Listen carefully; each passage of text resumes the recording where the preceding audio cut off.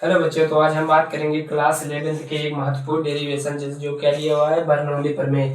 अब इसको लगाने का प्रयास करेंगे। तो देखो बच्चों, एक धारा रेखीय नली है, एक धारा रेखीय नली है, एक धारा रेखीय नली है, एक धारा रेखीय नली हो गई। ये भूतल है, ये भूतल से h ऊंचाई पर लगी हुई है। इसकी ऊंचाई क्या है? h1। इसकी ऊंचाई क्या है? h2 मान लेते हैं। इसमें द्रव प्रवाहित हो रहा है। इसमें जल का दाब क्या है? P1 है। ये क्या है? x सिरा है। ये क्या है? y सिरा है। मान लेते हैं।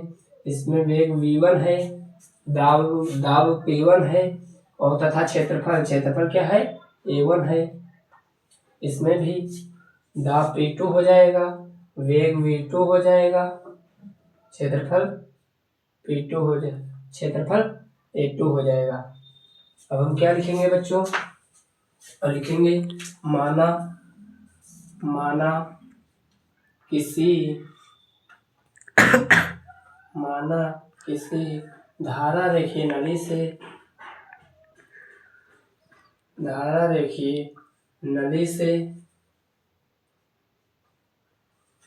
से x सिरे पर, नली से यह x सिरा हो गया, इससे द्रव प्रवाहित होता है।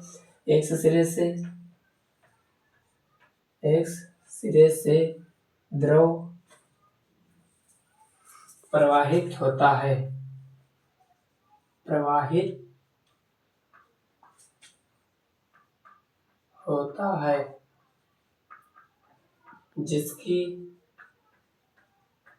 जिसकी ऊंचाई क्या मान लेते हैं? जिसकी ऊंचाई h1 है।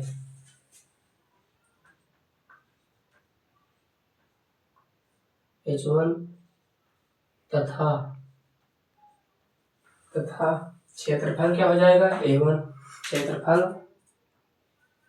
क्षेत्रफल A1 व दाब P2 है, दाब P1 है। यह क्या है? दाब P1 है। अब क्या है? बेग इस पर लिखना पड़ेगा। ऊंचाई h1 तथा क्षेत्रफल A1 व दाब P1 है। तथा फिर लिख दो, तथा वेग क्या है? v1, वेग v1 है।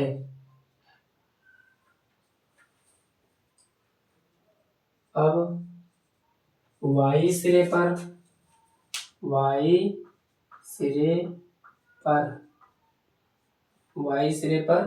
दाब, y सिरे की ऊंचाई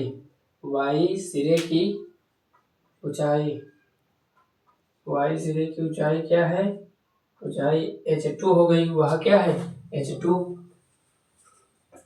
दाब P2 है तथा क्षेत्रफल क्या है? क्षेत्रफल A2 है। ये सब हम इसी से लिख लेंगे।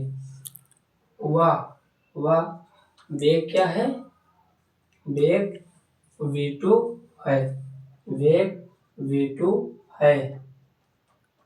अब क्या करेंगे? अब इसको हम इसी से लिख लिए हैं, ये दिया हुआ है।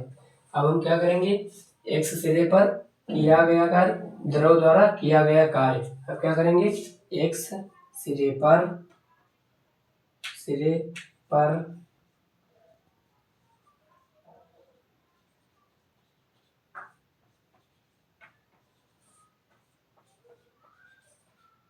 किया गया